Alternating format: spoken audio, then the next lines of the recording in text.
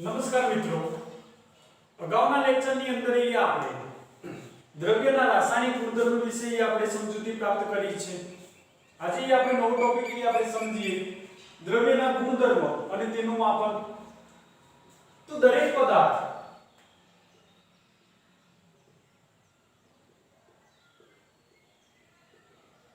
વિશિષ્ટ ગુણધર્મો ધરાવે છે.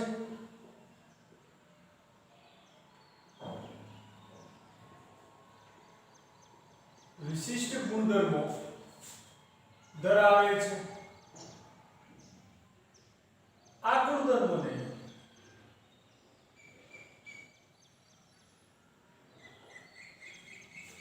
બે ભાગમાં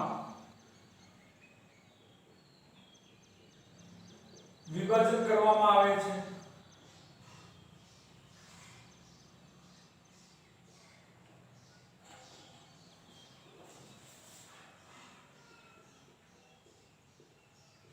એક ભૌતિક ગુણધર્મો,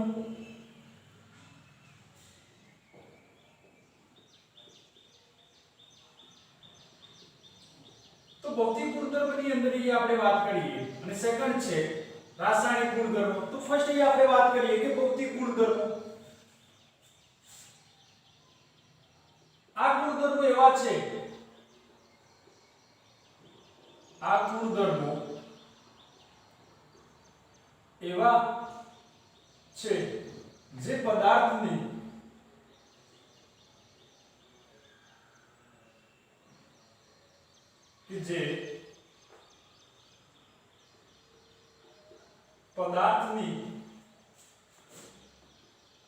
ઓળખ બદલ્યા વગર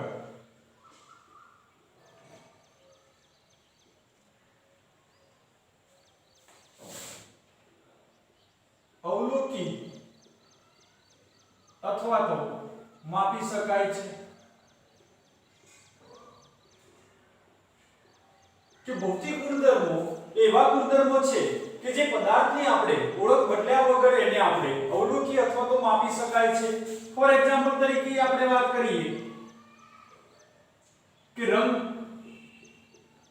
ગલન બિંદુ, ઉત્કલન બિંદુ, વાસ, ઘનતા વગેરે કે જે આપણે ભૌતિક ગુણધર્મ તરીકે આપણે ઓળખી શકીએ છીએ. અને સેકન્ડરી આપણે ટાઇપ્સ આપીએ છીએ રાસાયણિક ગુણધર્મ.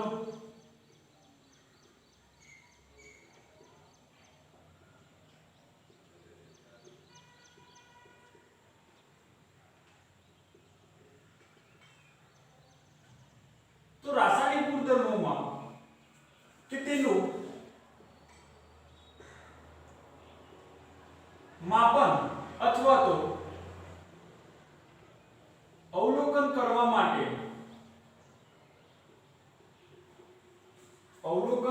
માટે તેમાં રાસાયણિક ફેરફાર થવું જરૂરી છે.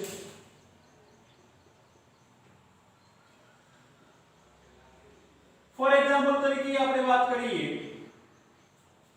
કે પદાર્થની એસિડિકતા,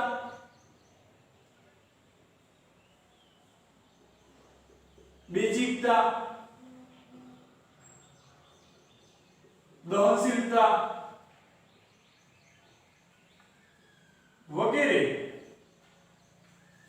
આપણે રાસાયણિક ગુણધર્મની અંદર આપણે સમાવેશ કરીએ છીએ. તો દ્રવ્યના ગુણધર્મની અંદર આપણે વાત કરીએ કે ગુણધર્મને આપણે બે ભાગની અંદર વિભાજિત કરેલા છે, એક ભૌતિક અને એક રાસાયણિક ગુણધર્મ. તો ભૌતિક ગુણધર્મ કે જે પદાર્થની ઓળખ બદલ્યા વગર એને આપણે અવલોકન અથવા તો માપી શકીએ છીએ. ફોર એક્ઝામ્પલ તરીકે રંગ, ગલન બિંદુ, ઉત્કલન બિંદુ, વાસ, ઘનતા વગેરે કે જે ભૌતિક ગુણધર્મની અંદર આપણે સમાવેશ કરીએ છીએ. સેકન્ડ છે રાસાયણિક ગુણધર્મ કે રાસાયણિક ગુણધર્મનું માપન અથવા તો અવલોકન કરવા માટે તેમાં રાસાયણિક ફેરફાર થવો જરૂરી છે. ફોર એક્ઝામ્પલ તરીકે એસિડિકતા, બેઝિકતા, દહનશીલતા વગેરે. તો દ્રવ્યના ઘણા ગુણધર્મો જેવા કે દ્રવ્યના ઘણા ગુણધર્મો જેવા કે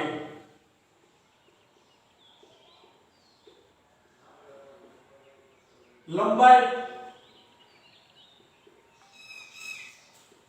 કદ, ક્ષેત્રફળ વગેરે જે જથ્થાત્મક હોય છે, જે જથ્થાત્મક છે. તો આમ અહીં આપણે વાત કરીએ નેક્સ્ટ ટોપિક, નેક્સ્ટ પોઈન્ટ ની અંદર આપણે વાત કરીએ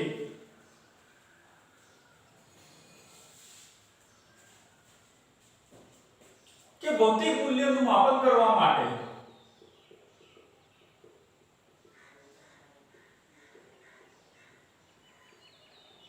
ભૌતિક મૂલ્યનું માપન કરવા માટે કોઈ એક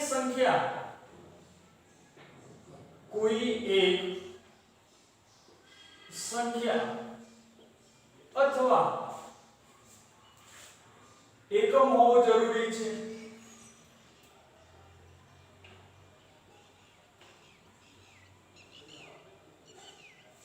એટલે કે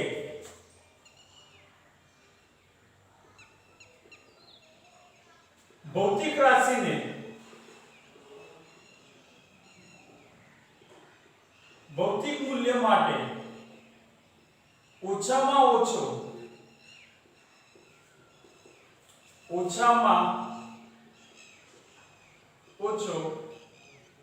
એકમ હોવો જરૂરી છે.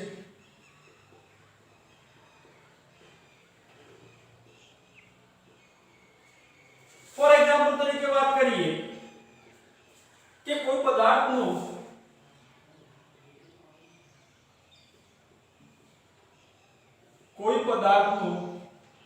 દળ 5 કિલોગ્રામ છે.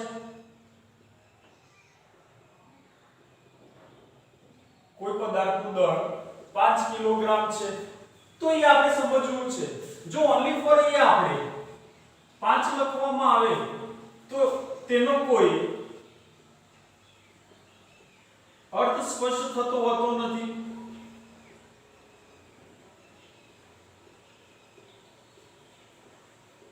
પરંતુ જો એ આપણે કિલોગ્રામ લખવામાં આવે તો તેનું દળ છે તેમ આપણે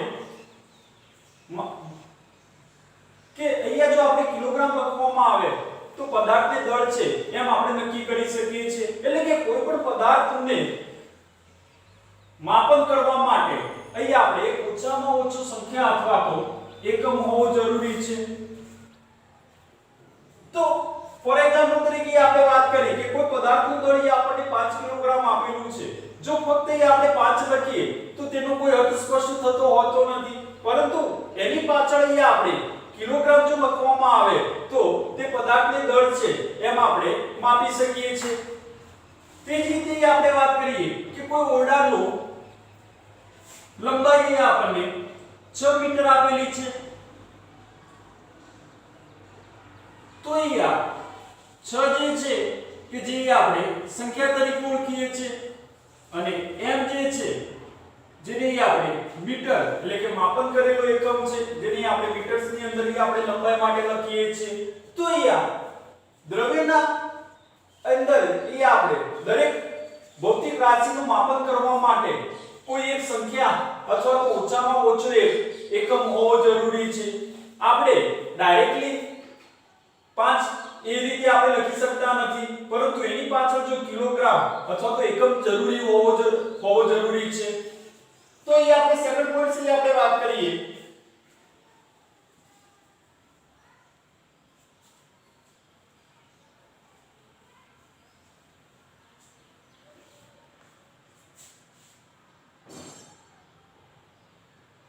એકમોની આંતરરાષ્ટ્રીય પદ્ધતિ.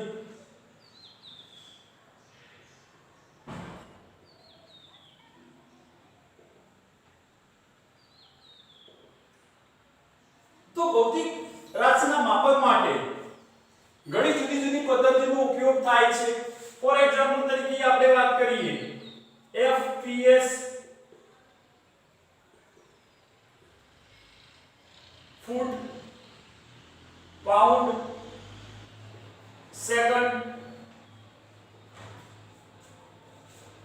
CGS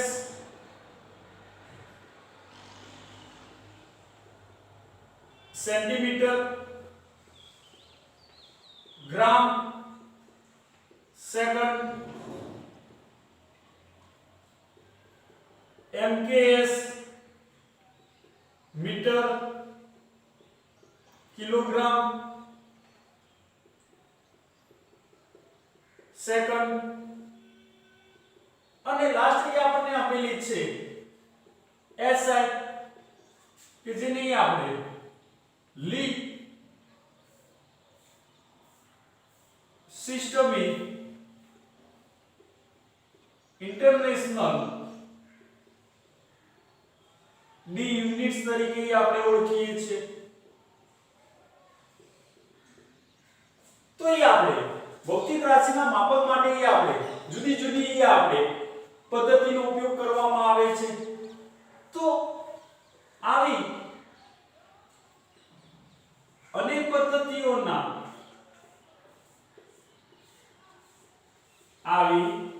પદ્ધતિઓથી સર્જાતી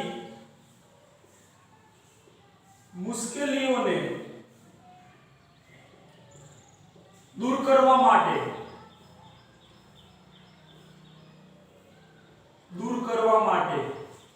IUPAC જેને આપણે ફૂલ ફોર્મ કહીએ છીએ international union of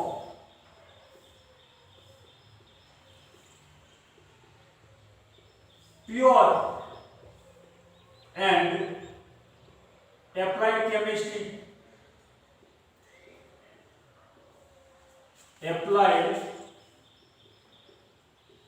chemistry,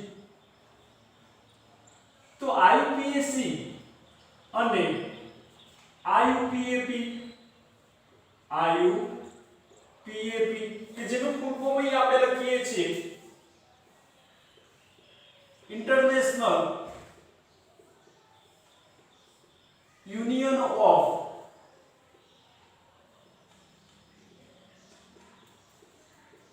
pure and applied physics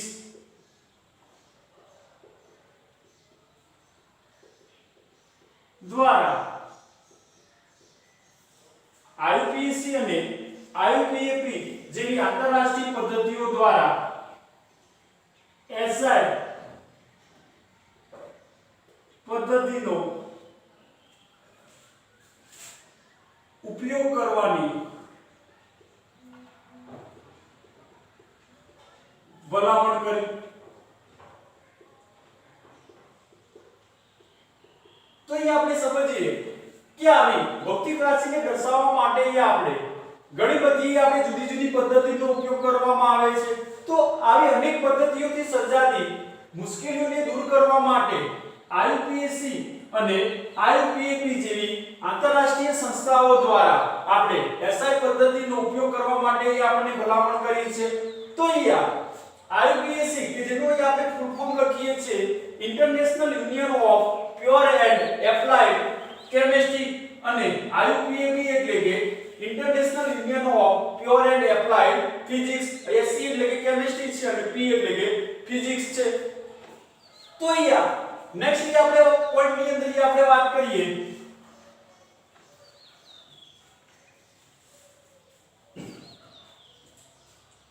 કે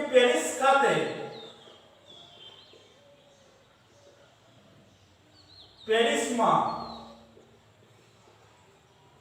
સેવરે ખાતે ઇન્ટરનેશનલ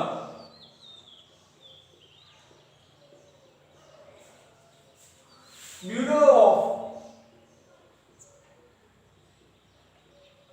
વેટ્સ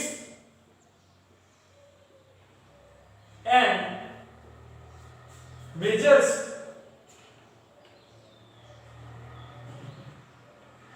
કે પેરિસમાં સેવરે ખાતે international bureau of weights and measures દ્વારા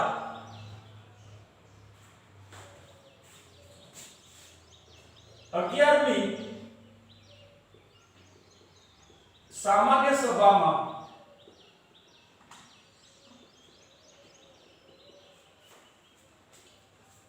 માપન માટે સમજૂતીના કરાર થયા અને આંતરરાષ્ટ્રીય એકમ પદ્ધતિ અને આંતરરાષ્ટ્રીય એકમ પદ્ધતિ ફ્રેન્ચ નામ પરથી જેવી કે એસઆઈ લી સિસ્ટમિક ઇન્ટરનેશનલ ડી યુનિટ્સ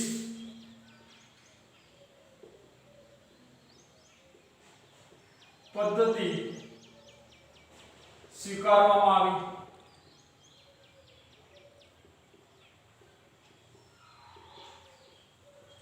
તો અહીંયા આપણે વાત કરીએ કે પેરિસમાં સેબ્રે ખાતે international bureau of weights and measures માં 11મી સામાન્ય સભાની અંદર માપન માટે સમજૂતી માટેના કરાર થયા અને આપણે આંતરરાષ્ટ્રીય એકમ પદ્ધતિ જે ફ્રેન્ચ નામ પરથી જે છે એસઆઈ જેને આપણે લી સિસ્ટમ ઇન્ટરનેશનલ યુનિટ્સ પદ્ધતિ તરીકે ઓળખવામાં આવે છે જે આપણે સ્વીકાર કરવામાં આવ્યો તો અહીંયા એસઆઈ પદ્ધતિ અને કેટલીક રાશિઓ અને તેની એસઆઈ એકમો વિશે આપણે ચર્ચા કરીએ તો ये આપણે વાત કરીએ ફર્સ્ટ ये આપણે રાશિ લખીએ છીએ સેકન્ડ કે રાશિની સંજ્ઞા એસઆઈ એકમની સંજ્ઞા અને એસઆઈ એકમ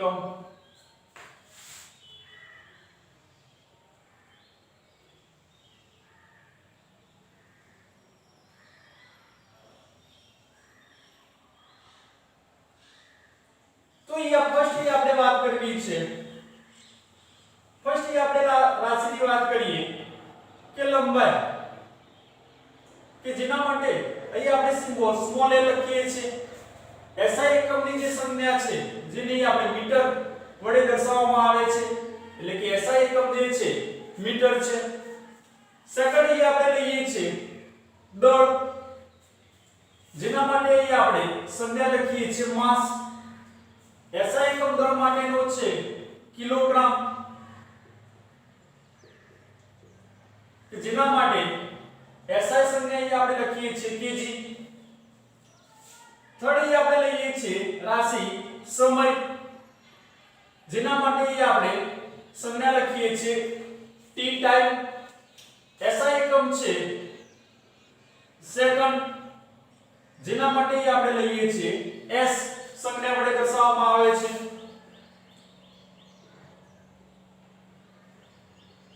વિદ્યુત પ્રવાહ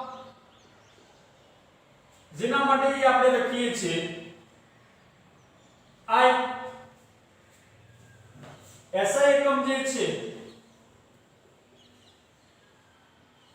એમ્પિયર વડે દર્શાવવામાં આવે છે જેને આપણે એ સિમ્બોલ વડે દર્શાવીએ છીએ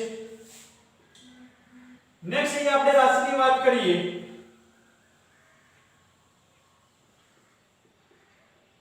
પદાર્થનો જથ્થો જેને આપણે નંબર ઓફ n તરીકે દર્શાવવામાં આવે છે તો પદાર્થનો જથ્થો કે જેના માટે એસઆઈ એકમ છે નંબર ઓફ મોલ્સ જેને આપણે મોલ વડે આપણે દર્શાવી શકીએ છીએ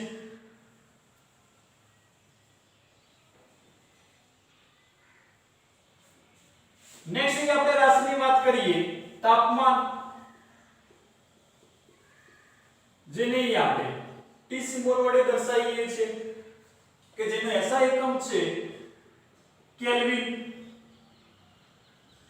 કે જેને આપણે કે સિમ્બોલ વડે દર્શાવીએ છીએ, જે તમારે MCQs માટે આપણે ટેબલ તૈયાર કરવું છે. અને લાસ્ટ છે કે જ્યોતિની તીવ્રતા, જેને આપણે પ્રદીપ્ત તીવ્રતા તરીકે પણ આપણે ઓળખીએ છીએ. તો જ્યોતિની તીવ્રતા જેને આપણે આવી સિમ્બોલ વડે દર્શાવીએ છીએ, જેનો SI એકમ કેન્ડેલા છે, જેને આપણે સીડી વડે પણ આપણે દર્શાવી શકીએ છીએ. તો એ આપણે કેટલીક ભૌતિક રાશિ અને તેના SI એકમ વિશે આપણે વાત કરીએ. તો લંબાઈ કે જેનો SI એકમ છે મીટર, દળ કે જેના માટે SI એકમ છે કિલોગ્રામ, સમય જેના માટે SI એકમ છે સેકન્ડ, વિદ્યુત પ્રવાહ જેના માટે SI એકમ છે એમ્પિયર, પદાર્થનો જથ્થો જેના માટે SI એકમ છે નંબર ઓફ મોલ્સ, તાપમાન કે જેના માટે SI એકમ છે કેલ્વિન, અને પ્રદીપ અથવા તો જ્યોતિની તીવ્રતા કે જેના માટે SI એકમ છે કેન્ડેલા. તો અહીં આપણે કેટલી ભૌતિક રાશિ વિશે આપણે સમજૂતી પ્રાપ્ત કરી છે. હવે અહીં આપણે વાત કરીએ કે SI એકમ પદ્ધતિમાં વપરાતા જે પૂર્વકો છે એ પૂર્વકોની આપણે ચર્ચા કરીએ.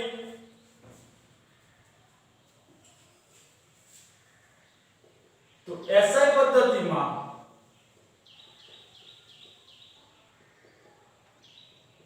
વપરાતા પૂર્વકો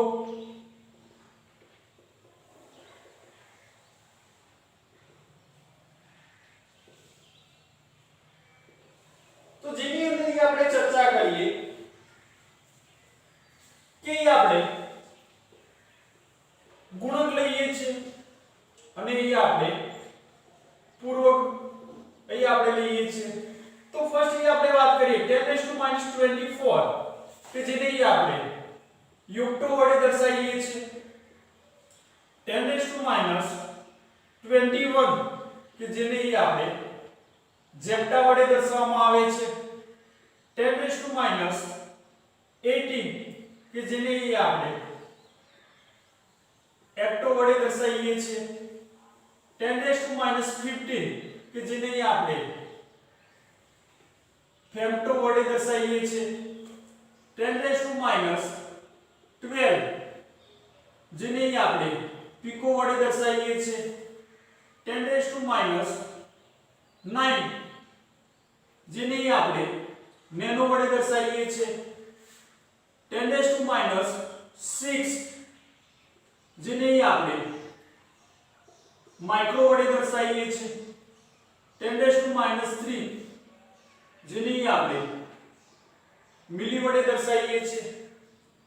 10⁻2 જેને આપણે સેન્ટી વડે દર્શાવીએ છીએ. 10⁻1 જેને આપણે ડીસી વડે દર્શાવીએ છીએ.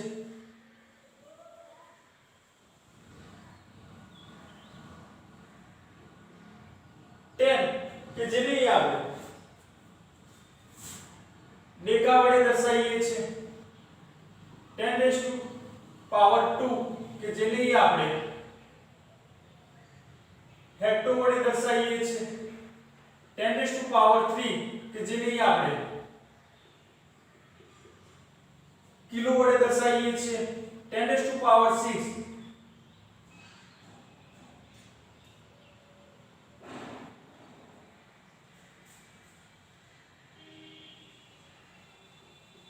મેગા વડે દર્શાવીએ છીએ. 10⁻6 મેગા વડે દર્શાવીએ છીએ. 10⁻9 ગીગા વડે દર્શાવીએ છીએ. 10⁻12 ટેરા વડે દર્શાવીએ છીએ. 10⁻15 જેને આપણે પેટા વડે દર્શાવીએ છીએ. હવે અહીંયા 10⁻18 કે જેને આપણે એક્ટો વડે દર્શાવીએ છીએ. તો અહીંયા -18 કે જેને આપણે એક્ટો વડે દર્શાવીએ છીએ. અહીંયા આપણે એક્સા વડે દર્શાવીએ છીએ. 10⁻21 પાવર કે જેને આપણે ઝેટા વડે દર્શાવીએ છીએ. તો અહીંયા એને આપણે ઝેટા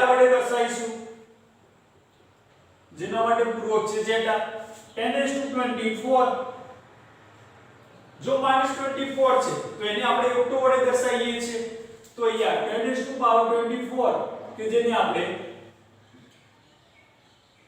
ઓક્ટો વડે આપણે દર્શાવી શકીએ છીએ તો અહીંયા આપણે કેટલીક SI પદ્ધતિ માટે આપણે પૂર્વકો વિશે આપણે ચર્ચા કરી છે તો અહીંયા આપણે ગુણક જે છે અને પૂર્વકો તો ફરીથી આપણે રિપ્રેઝન્ટ કરીએ કે 10⁻24 કે જેને આપણે ઓક્ટો વડે દર્શાવીએ છીએ 10⁻21 કે જેને આપણે ઝેપ્ટા વડે દર્શાવીએ છીએ 10⁻18 જેને આપણે